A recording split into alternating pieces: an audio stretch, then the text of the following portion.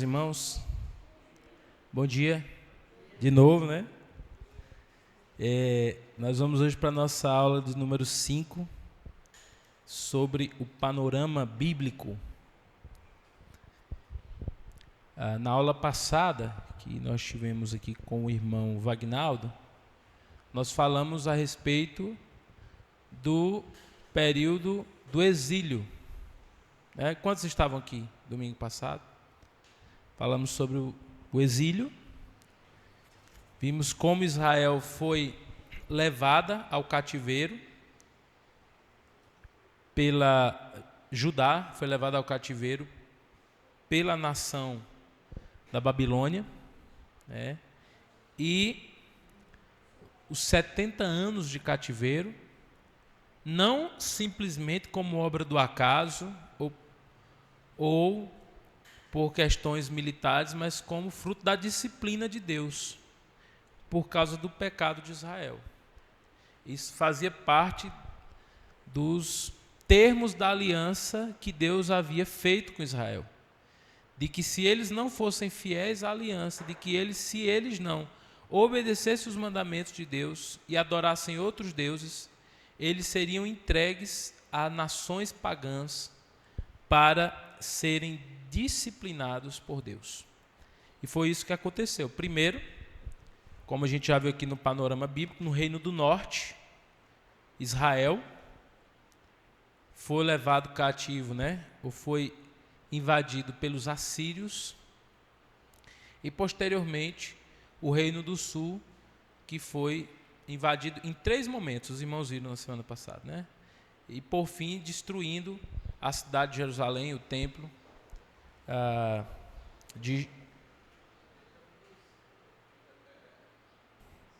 Então hoje, irmãos, como eu falei na aula passada, nós falamos sobre, o irmão Wagnaldo falou sobre o exílio, e da ida do povo até o seu retorno.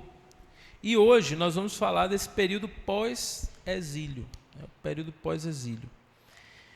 E o objetivo da nossa aula é entender que mesmo em um período de aparente silêncio, Deus continuava conduzindo a história para o cumprimento de suas promessas e preparando o cenário para a vinda do Messias.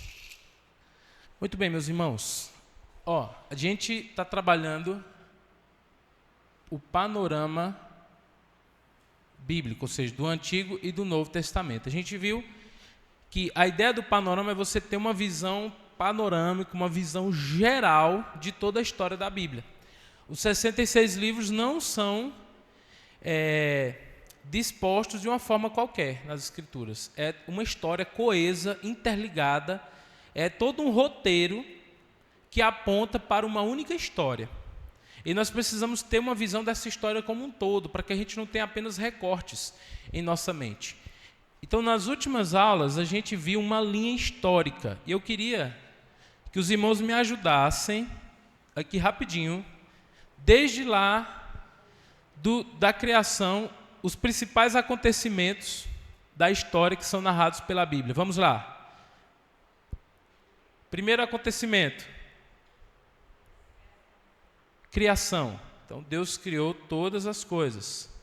Esse é o primeiro acontecimento da narrativa bíblica. Depois disso, queda. Gênesis capítulo 3. Depois, Caim e Abel, certo? O que mais? Qual o próximo? Não precisa contar todas as histórias, os principais acontecimentos que a gente mencionou aqui. O dilúvio. Show. Então, há o quê? A degradação da raça humana, depois da queda, até chegar ao dilúvio. Depois do dilúvio, o chamado de Abraão. Sai da tua terra, da tua parentela, para o lugar que eu te mostrarei, e farei de ti uma grande nação. Abraão, Isaque, Jacó, José, e aí o povo de Deus vai para onde? para o Egito. Certo? Lá eles passam quantos anos, irmãos? Eu quero que vocês me falem. Quantos anos eles passam no Egito? 400 anos. E aí, depois de 400 anos, o que acontece? Temos o Êxodo. Esse Êxodo é liderado por Moisés, né? Aí, o povo sai do Egito. Quantos anos o povo vai passar saindo do Egito? Para onde o povo vai? Para Canaã, deserto. Quantos anos o povo vai passar no deserto? 40 anos. Muito bem. Nesse período nós temos um ponto importante, a aliança no Sinai.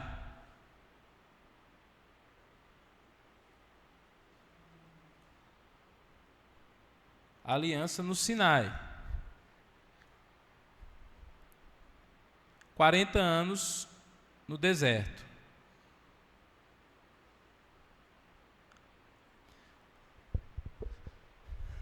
Para onde que o povo estava indo? Aí nós temos, 40 anos depois, a entrada do povo liderados por quem? Josué.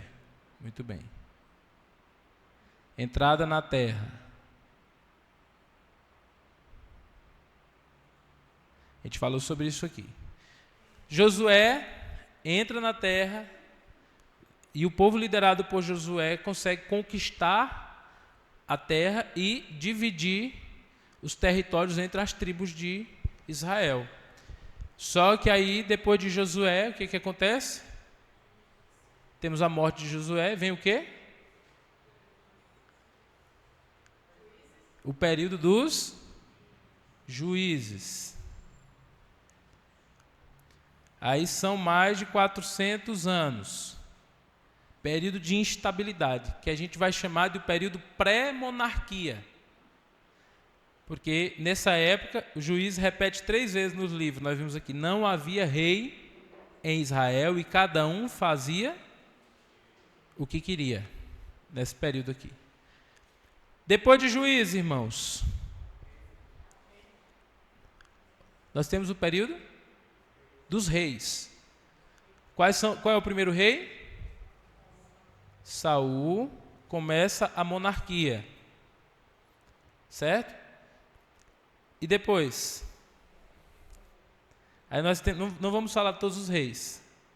Aí depois de Saul vem Isbosete, filho de Saul. E depois nós temos o rei Davi. Muito bem. Saul, Davi. Depois de Davi, Deus faz uma aliança com Davi. Quem é que vem? Salomão.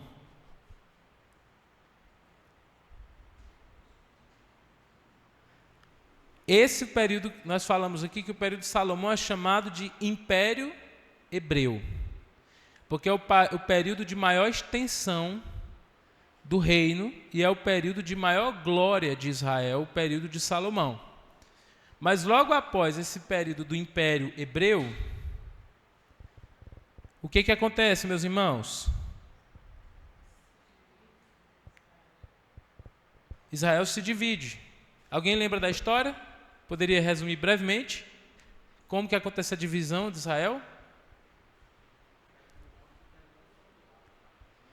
Isso, dividido em Reino do Norte e Reino do Sul. Mas a minha pergunta é isso mesmo.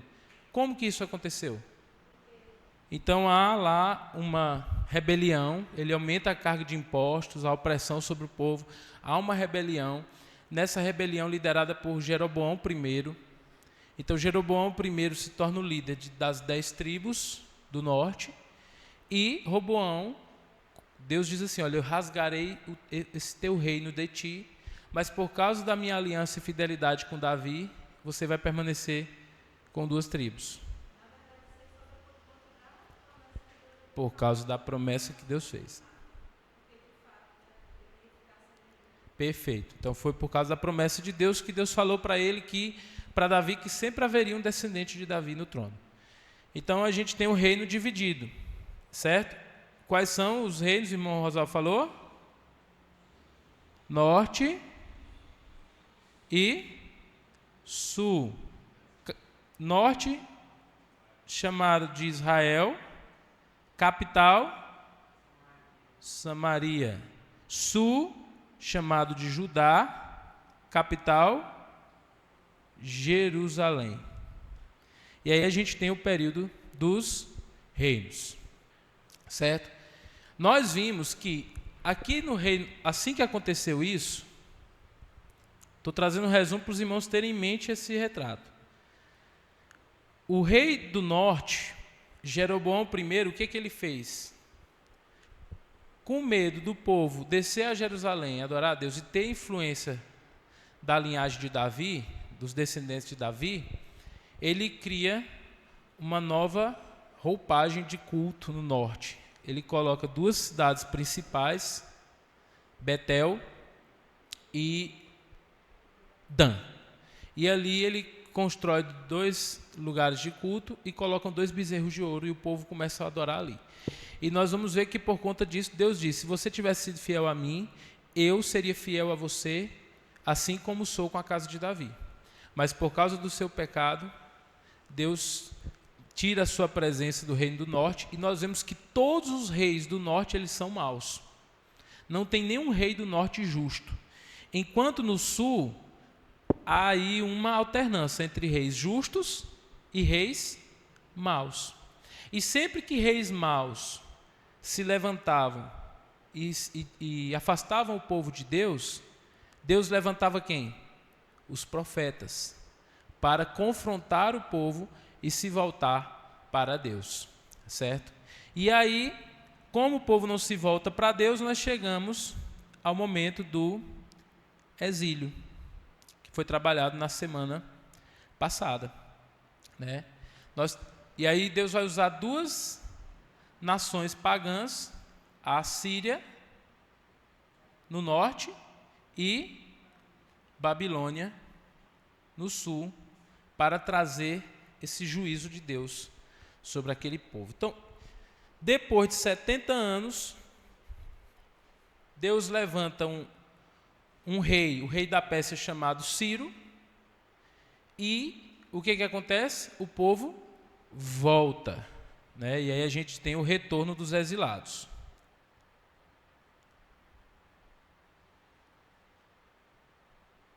Que é aquele período de Esdras, Neemias, Ageu, é esse período do retorno onde o povo voltou, mas ainda não há um problema espiritual na vida do povo.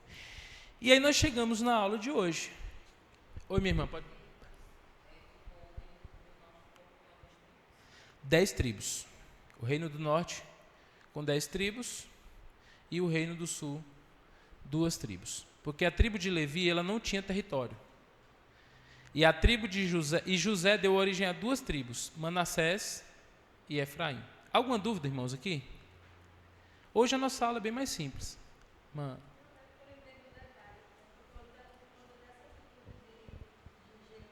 É porque, na verdade, no reino do norte não há uma... Como no reino do sul você tem a linhagem de Davi, no norte não. Sucessivos golpes, problemas. Então, há algumas linhagens no reino do norte. Então, esse é o nosso panorama, o nosso desenho geral do Antigo Testamento. Os irmãos concordam comigo? Nós não estamos botando todos os acontecimentos, nós estamos colocando os acontecimentos principais, históricos, como está se desenvolvendo. Essa é a nossa linha do tempo. E aí, meus irmãos, nós estamos aqui, olha, nesse retorno dos exilados aqui, nós estamos falando entre 500 e 400 anos antes de Cristo. Nós já estamos ali chegando no momento em que Jesus virá. E aí eu quero pedir que um dos irmãos leiam para mim, por gentileza, Gálatas capítulo 4, versículo 4. Amém. Vindo, porém, a plenitude do tempo, Deus enviou o seu Filho. Essa ideia de plenitude, preste atenção, essa palavra grega que vai ser traduzida, que traz a ideia de plenitude, ela traz a ideia, irmãos, de uma taça. Imagine uma taça, certo? Então, a ideia aí é que no decorrer desses acontecimentos históricos, o que foi acontecendo? Essa taça foi se enchendo. Enchendo, é como se fosse uma preparação para a vinda do Messias, para a vinda do Cristo. Então, todos esses acontecimentos aqui, eles estão apontando, eles estão preparando um cenário para a vinda de Jesus. Então, até que chegou o momento que essa taça se encheu, é a plenitude dos tempos, ou seja, todo o cenário, tudo estava preparado para que o Filho de Deus viesse. E aí tem um outro texto que eu quero que os irmãos leiam, Malaquias 3:1. Então esse é o último livro do Antigo Testamento. Todo mundo está acompanhando? Malaquias. E Malaquias 3 vai dizer o quê? Eis que envio o meu mensageiro diante de mim, e depois dele virá quem? O anjo ou o mensageiro da aliança que vocês tanto esperam. Então, em Malaquias está profetizando que está chegando o momento, irmãos.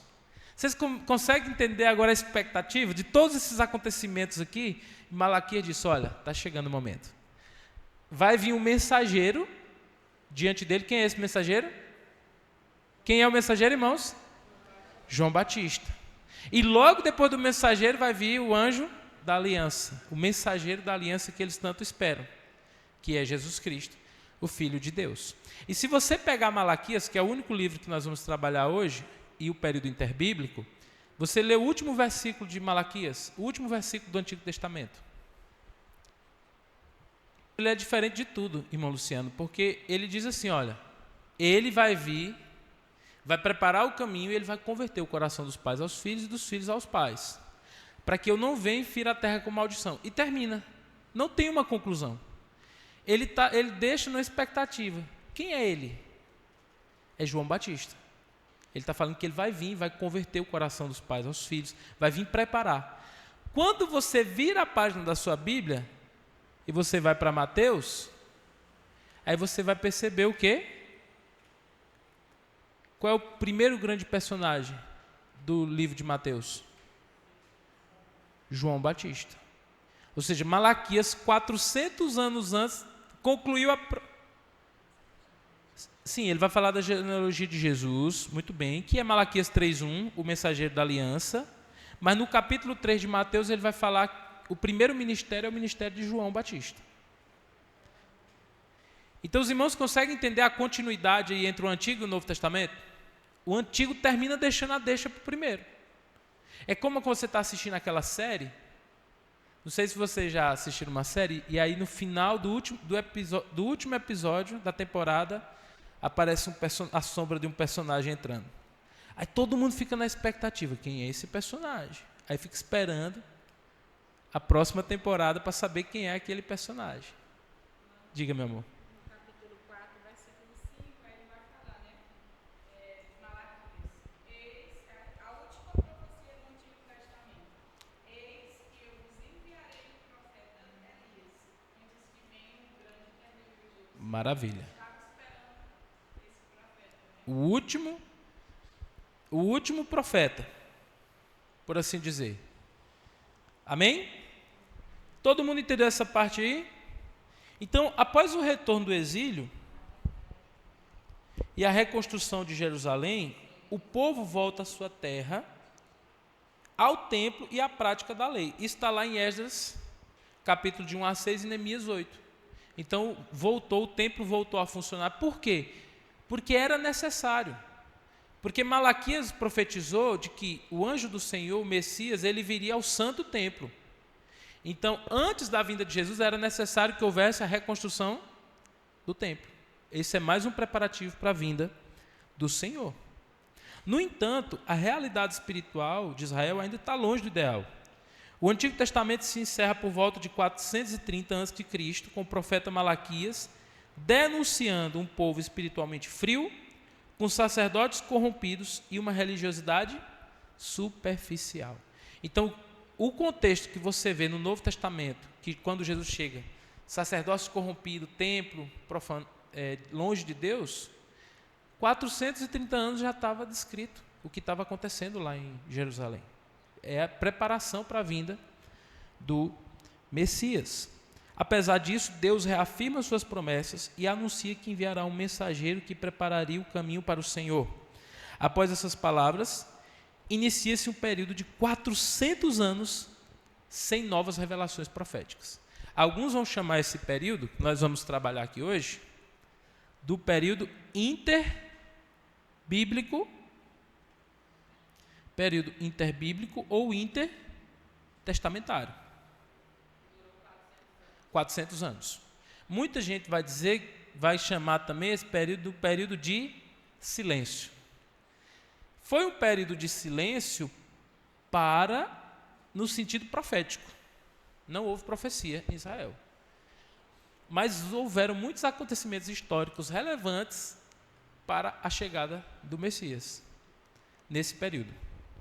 E é sobre isso que a gente vai falar hoje. Esse silêncio, porém, não é ausência. Deus continua agindo na história, preparando cuidadosamente o cenário para a maior intervenção divina, a vinda de Jesus Cristo. Certo?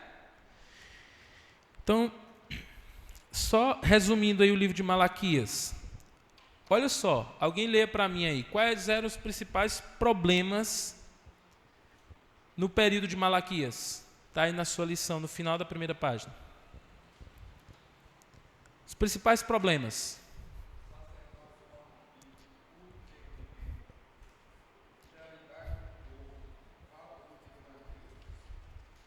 Falta de temor a Deus. Então, isso que o irmão Luciano falou. Mesmo diante disso, irmão Luciano, só isso. Mesmo com tudo isso, o povo, o culto abandonado, negligência, falta de temor a Deus, Deus reafirma a sua aliança. E o que ele promete, irmão Luciano? Na segunda página. Isso.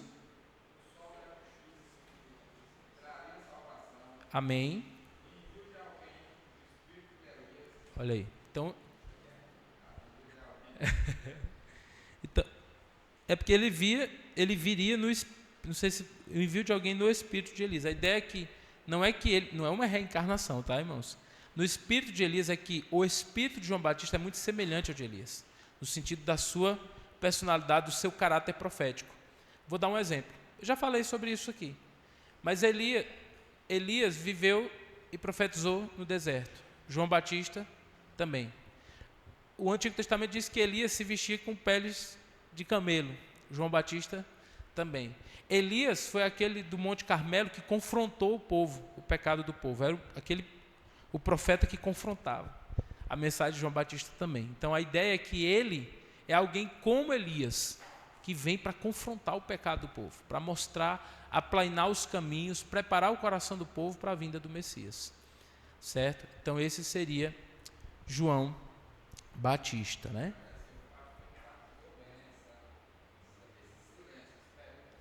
Sim.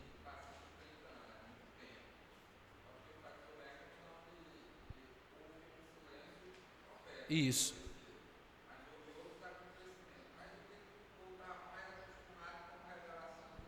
Isso. Perfeito.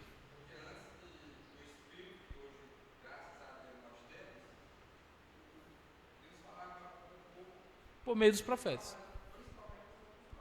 É isso mesmo.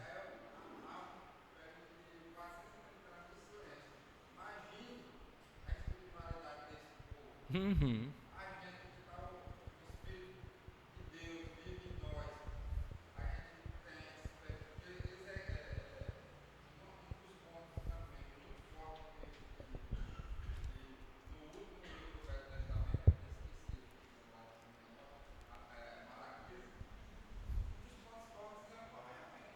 Encorajamento.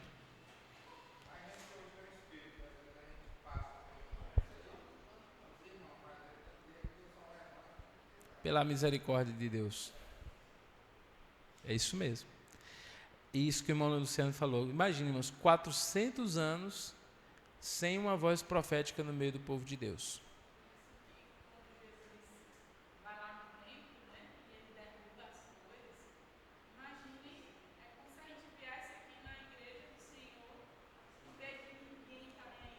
Isso. Havia um distanciamento muito grande, muito grande.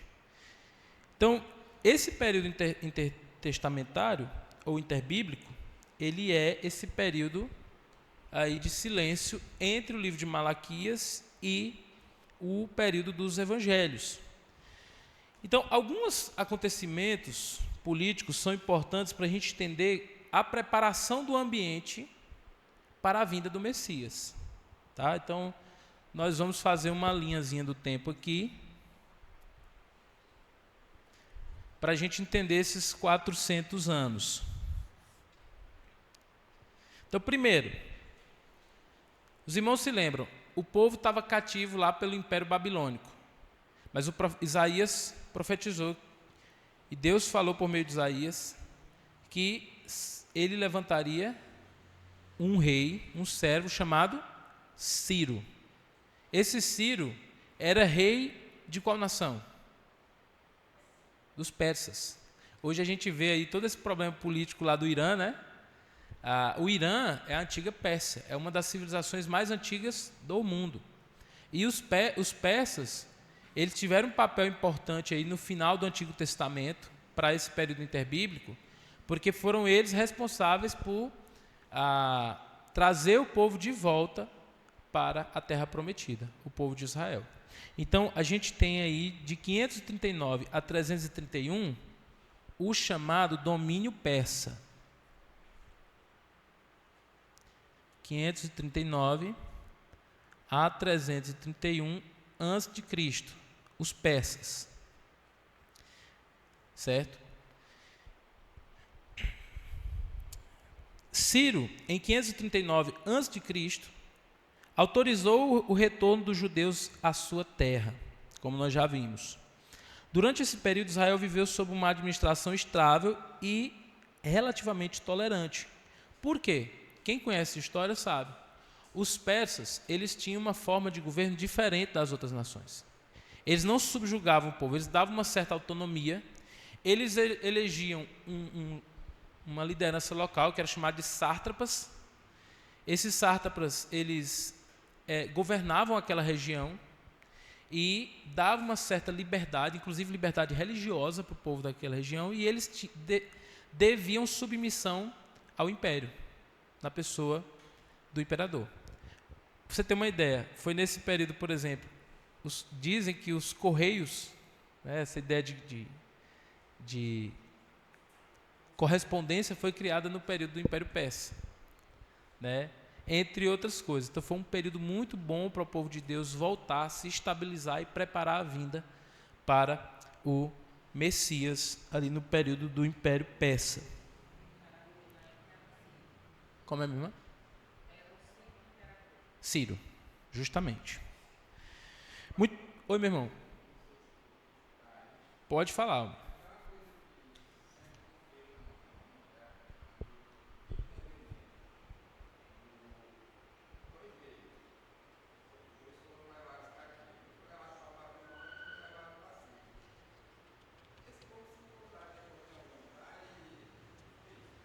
Interessante, boa pergunta, irmão Luciano. O que acontece? E aí tem a ver também com a preparação para o Novo Testamento. O povo do norte, não há uma promessa, nenhuma profecia sobre o retorno deles. Até porque eles se desviaram totalmente do Senhor. Não há. O desenrolar histórico é o seguinte: a Assíria, ela pegou, porque era muito comum naquela época, trazer outros povos para viver no meio daqueles povos ali. Então, houve uma espécie de uma mistura racial entre o povo do norte com outras nações. Então, eles acabaram diluindo a identidade nacional deles, a ideia de um povo judeu, e eles se misturaram com outros povos.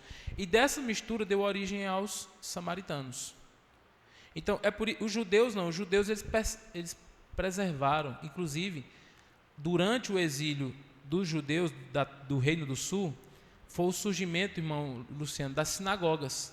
Como eles não tinham templo, eles começavam a se reunir lá, mesmo em exílio, eles se reuniam para lembrar as Escrituras, fazer suas orações, e ali surgem as sinagogas. Já o reino do norte não, ele se dilui. E aí dá origem aos samaritanos. E aí é por essa razão que há um conflito muito grande entre judeus e samaritanos. Primeiro porque para os judeus, os samaritanos eles eram um povo mestiço, era um povo impuro, que era originário de israelitas, judeus não, israelitas, com outras nações. Né? Então, dá origem aos samaritanos. Então, o que a gente pode pensar dos samaritanos? Eles são uma espécie de um povo mestiço, porque há uma mistura ali. Já a tribo do sul, ele preserva. Por quê? Por causa da linhagem do Messias. Porque o Messias viria de quem? Da linhagem de Judá. Então, a tribo de Judá é a tribo que preservou a sua genealogia, a sua identidade. Eles continuaram preservados ali por Deus. As outras tribos acabaram se misturando. Tanto que, até hoje, se você for lá em Israel, você vai ver que é muito difícil você reconhecer as outras tribos. Só tem 2 tribos hoje que têm uma identidade ainda preservada, que são a tribo de Judá e os levitas. Os levitas, né, que eram os coéns. Os coéns, eles são levitas. Né? É muito comum lá, você tem em Israel, você vai até hoje, tem muitos levitas lá. As outras tribos, praticamente todas, por miscigenação com outros povos, acabaram se perdendo. Não sei se eu tirei a dúvida, irmão Luciano. Não.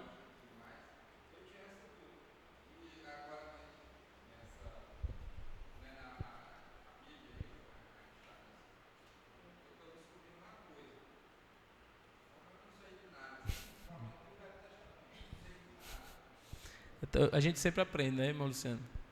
Eu acho incrível, somente amor. Às vezes, quando eu estou estudando, preparando, essa semana mesmo eu comprei um comentário bíblico muito bom para esse livro de 1 Samuel que a gente vai começar a pregar aqui na igreja.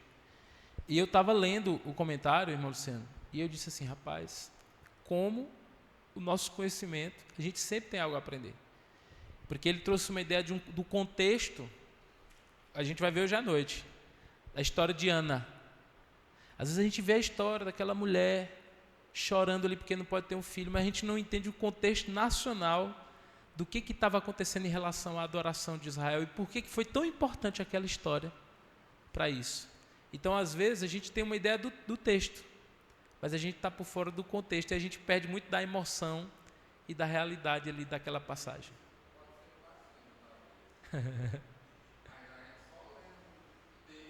É porque, outra hora, a gente pode até trabalhar essa questão desse conflito entre judeus e árabes, né, e muçulmanos. Isso advém lá do período dos patriarcas. Se você for pensar, os árabes, embora o Irã não é árabe, tá? O Irã, eles são persas, mas eles são muçulmanos.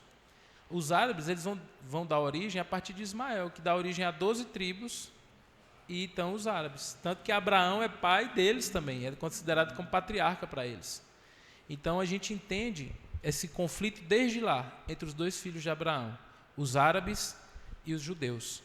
Então daí começa esse conflito que vem até os dias de hoje. Irmã Mônica.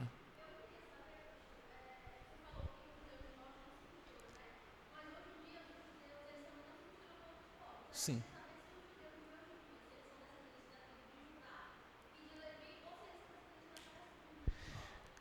Boa pergunta, interessante. Os judeus, hoje, em sua grande maioria, tanto que essa expressão judeu vem de onde? Judá. Então, os judeus, em sua imensa maioria, eles são descendentes, os conhecidos hoje são descendentes da tribo de Judá.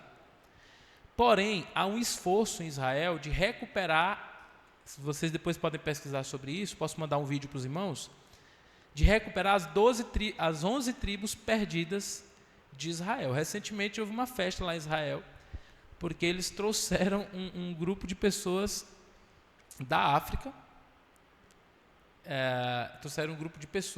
da África, que eles tinham lá as práticas judaicas e tudo mais, e eles consideram esse grupo como parte de uma das 12 tribos perdidas. Então há um esforço histórico, de pesquisa histórica, de recuperar ou reencontrar essas tribos, embora seja muito difícil por conta da miscigenação, o envolvimento com outros povos.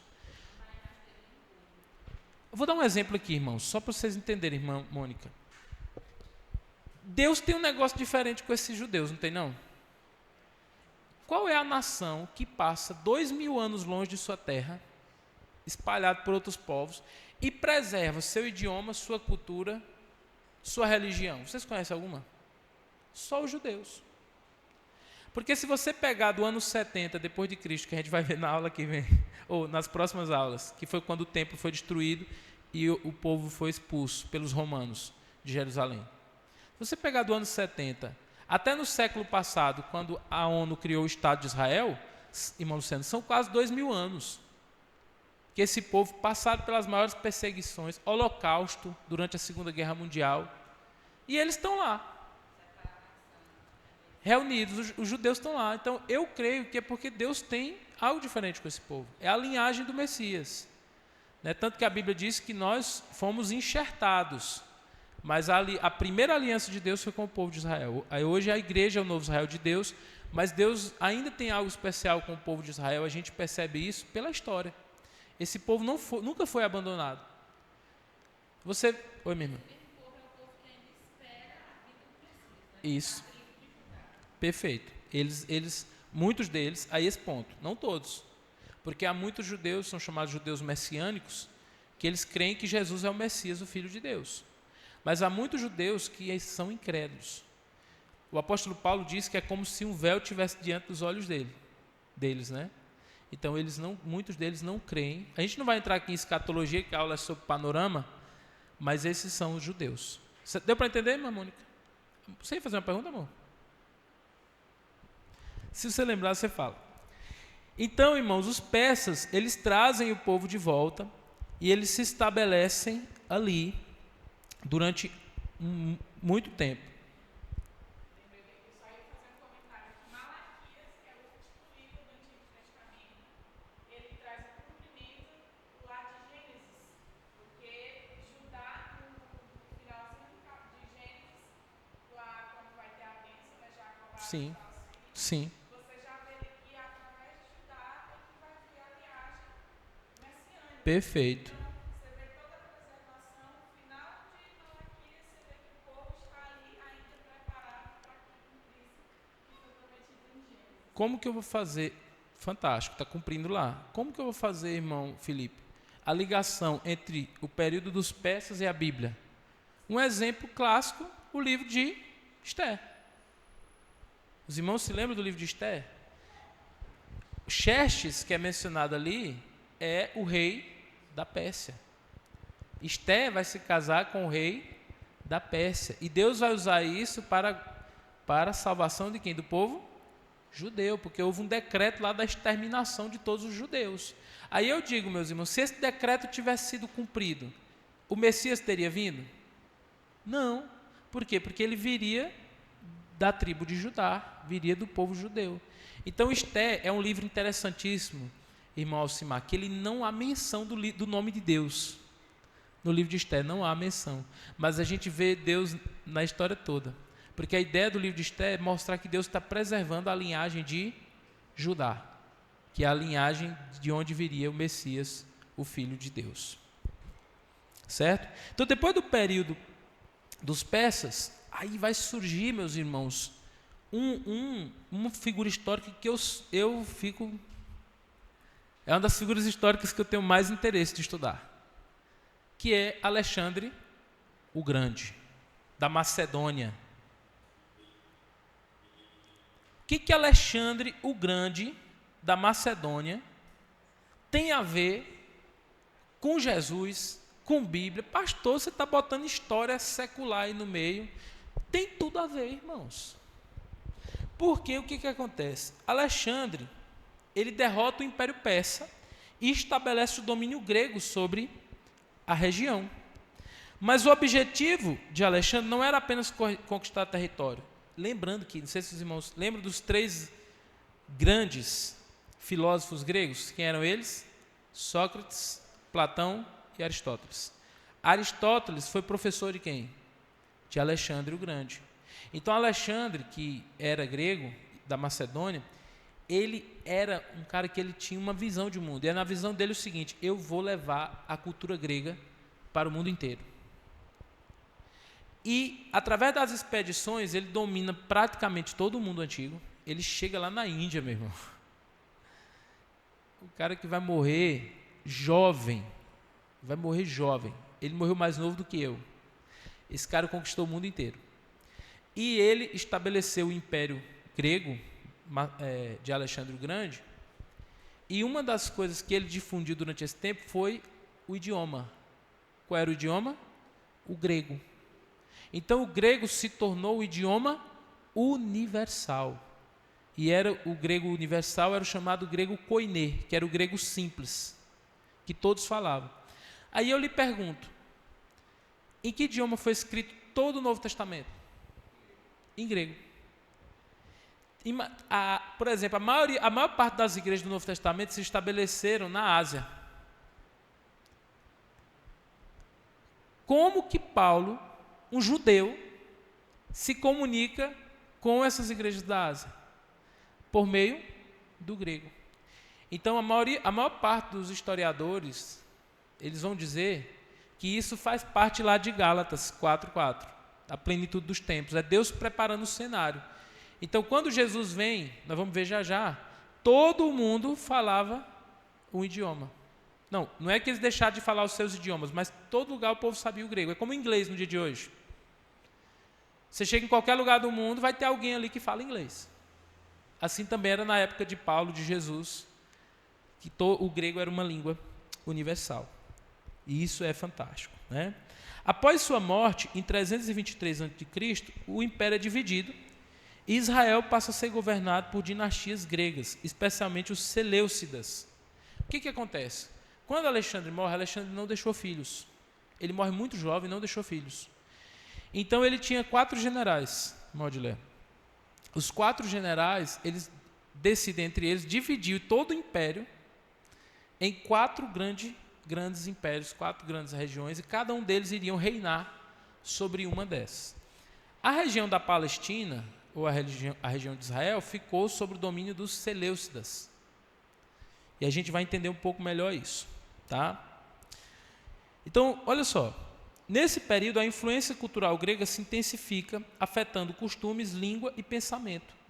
Entre os principais impactos, destaca-se difusão do grego, expansão da cultura e filosofias gregas, a tradução do Antigo Testamento para o grego, a Septuaginta, e esse cenário foi fundamental para o futuro, pois criou uma base cultural e linguística que facilitaria a propagação do Evangelho a diversas nações. Quando João escreve lá em João capítulo 1, no princípio era o Verbo estava com Deus, e o Verbo era Deus. Do que ele estava falando? A palavra verbo ali é logos. Os gregos acreditavam no grande princípio fundador de todas as coisas, que era o logos.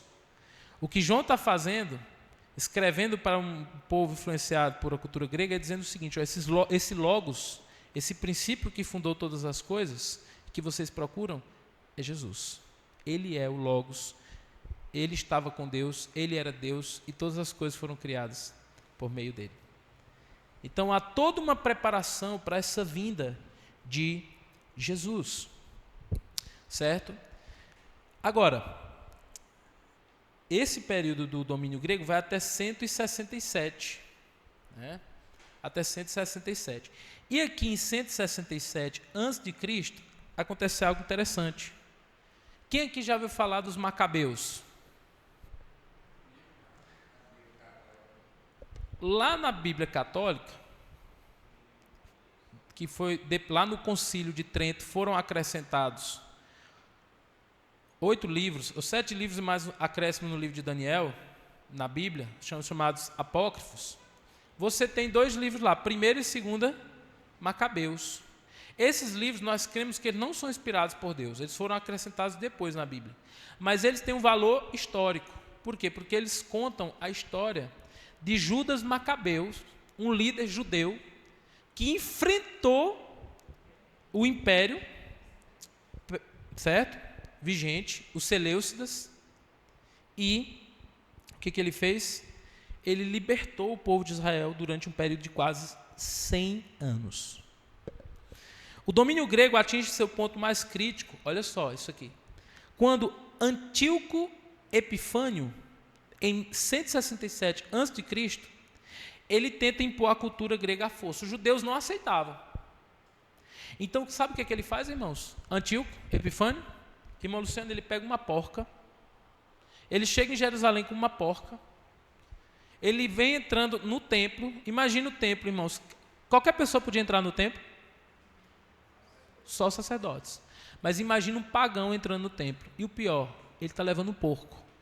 Qual era o animal mais imundo para os judeus? Ele leva o porco, ele entra pelos átrios. Os seguranças estão segurando os sacerdotes e o povo todo vendo aquilo ali. A ideia dele era o seguinte: vou acabar com essa religião. Ele entra no Santo dos Santos, meus irmãos, e em cima do propiciatório, ele sacrifica um porco. Isso é chamado da grande profanação.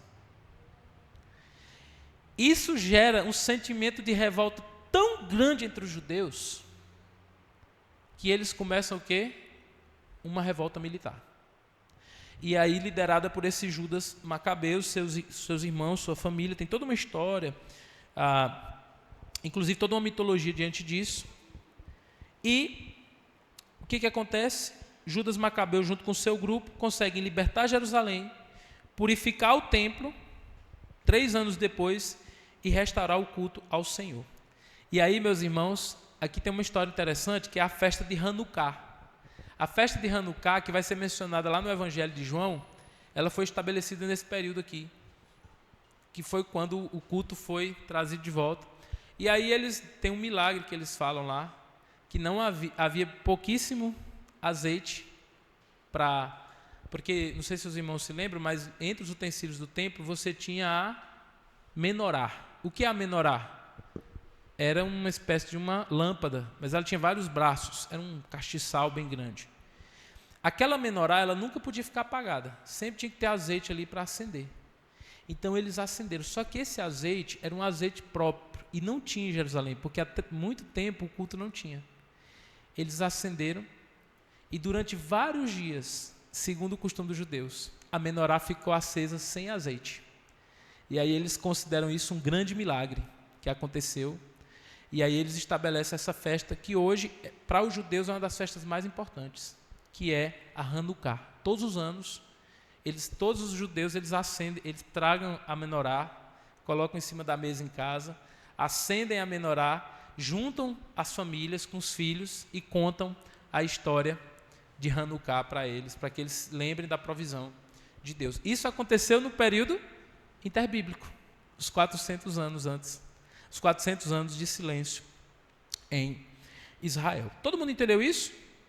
Essa Hanukkah é mencionada em João capítulo 10, versículo 22, que era chamada da festa da iluminação, quando eles acendiam a menorá para lembrar o que aconteceu nesse período, tá bom? Então, o povo consegue ali durante um tempo ter essa liberdade, mas aí a gente chega ao último período, que é o período do domínio romano, a partir de 63 a.C.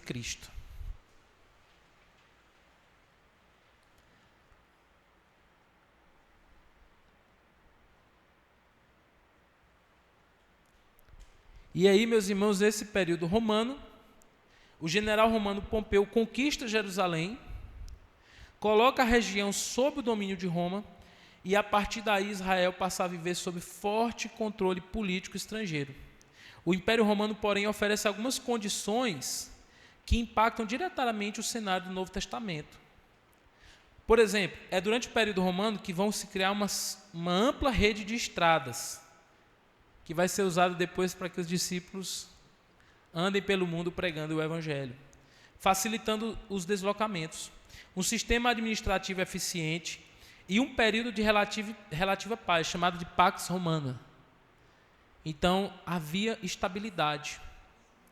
Nesse contexto, Herodes o Grande governa a Judeia, e como rei subordinado a Roma, promovendo grandes obras, inclusive a ampliação do templo, que passa a ser chamado do Grande Templo de Herodes.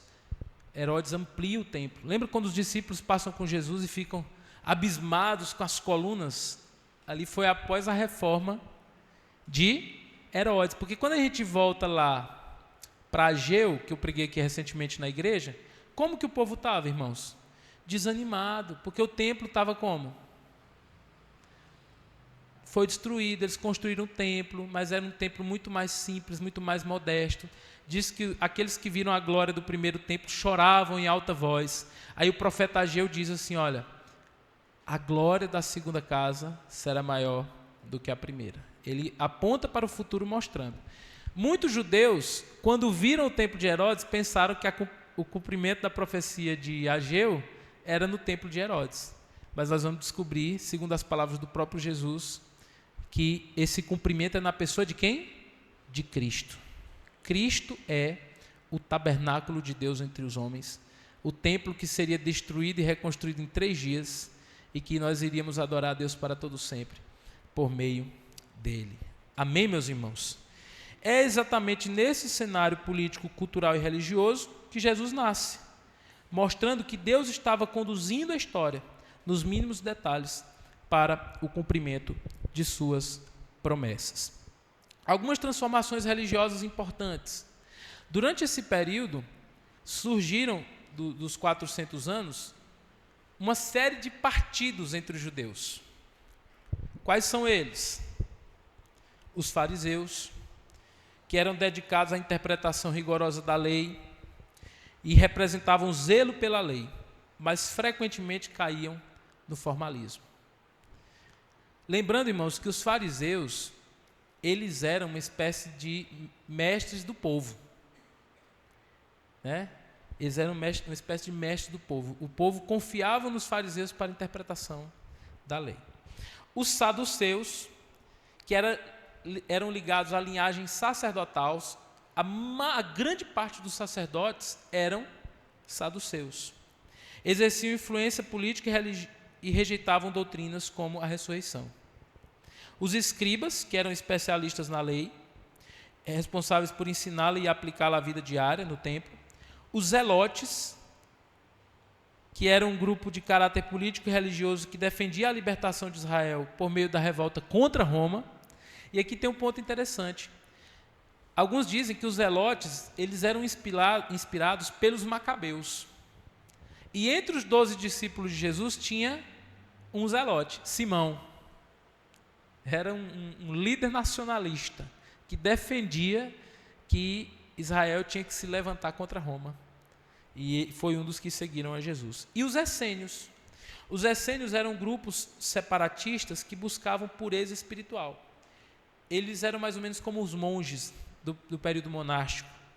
E eles viviam em comunidades isoladas, aguardando a intervenção de Deus e a vinda do Messias. Valorizavam disciplina, santidade e interpretação rigorosa das Escrituras. Alguns vão dizer que muitos dos discípulos de João Batista eram essênios. Além desses grupos, algumas mudanças se consolidariam. As sinagogas, ainda durante o exílio, tornam-se o centro da vida religiosa, fora de Jerusalém. Então, cada cidade, ela tinha uma sinagoga.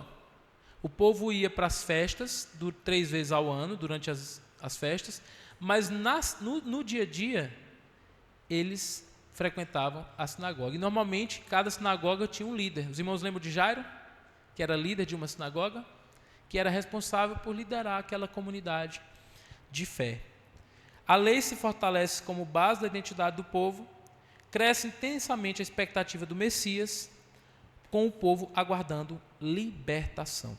Esse cenário ajuda a entender tanto os conflitos quanto a receptividade à mensagem de Jesus nos evangelhos. Mas o povo estava aguardando a vinda do Messias.